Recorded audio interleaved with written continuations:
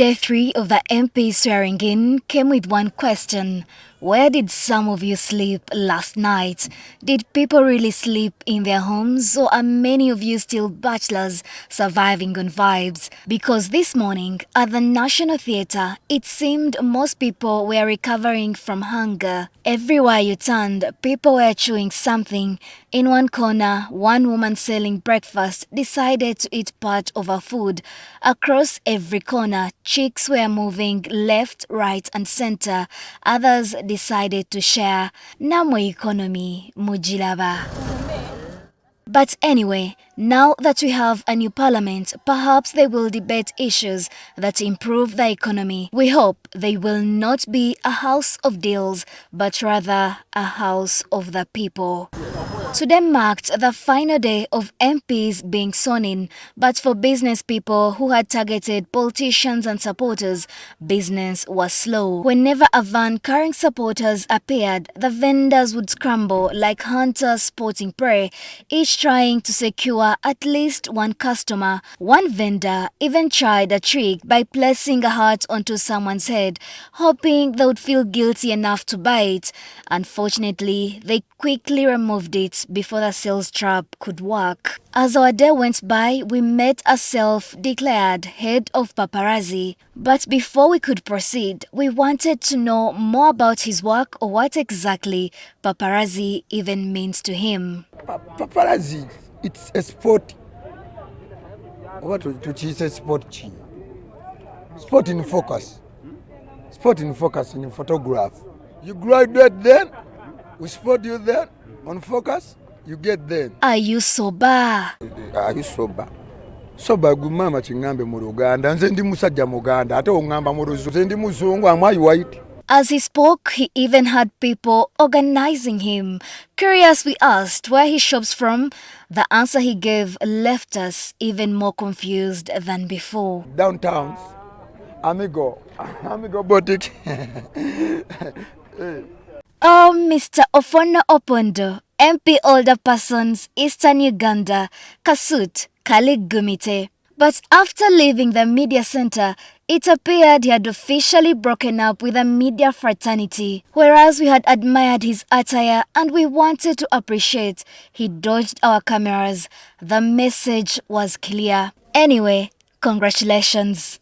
Other MPs were also very excited to survive the brutal elections, and honestly, after such battles, we cannot blame them for celebrating. We only hope the happiness reaches voters too. I pledge loyalty. I pledge service beyond self. I pledge no corruption. I want to take this opportunity to commit myself to serve the people of Busiki, serve the people of Uganda, by making sure that I represent them as a mandatory function that I'm expected to deliver. Many supporters who flocked Kampala appear to have taken serious precautions against getting lost in the city. Some moved around carrying identification documents everywhere, as though they had been warned that if you get lost in Kampala, just stand near Mapera building and show people your ID.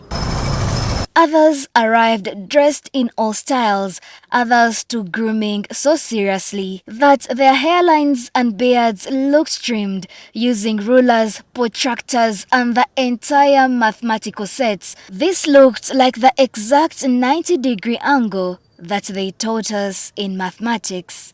Some business people, because of the hot weather, carried those tiny umbrellas without handles.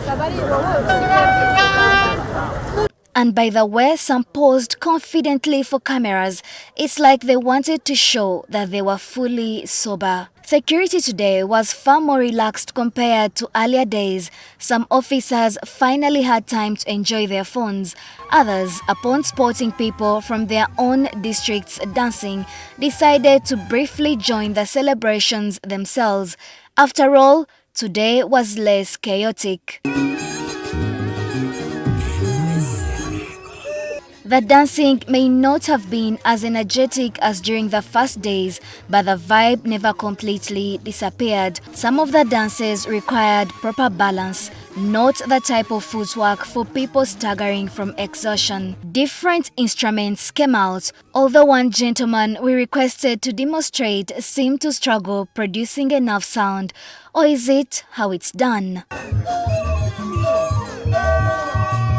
The women tied wrappers tightly around their waists and sent the entire body systems into vibration with dance moves that nearly shook the National Theatre.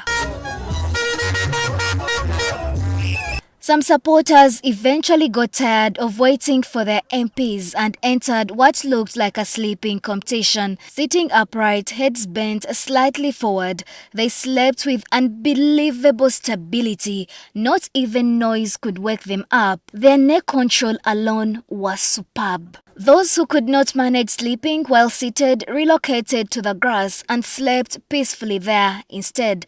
And the people of Madiokolo, if there is one thing you should not worry about, it is whether your MP has connections. Judging from the supporters around him, including visitors from India who witnessed the swearing-in, your honorable member already seems to have investors who know him very well. As the swearing-in ceremony comes to an end, we only hope that your MPs serve with the same energy, excitement they displayed this week. Nobat at Kunda, NTV Weekend Edition.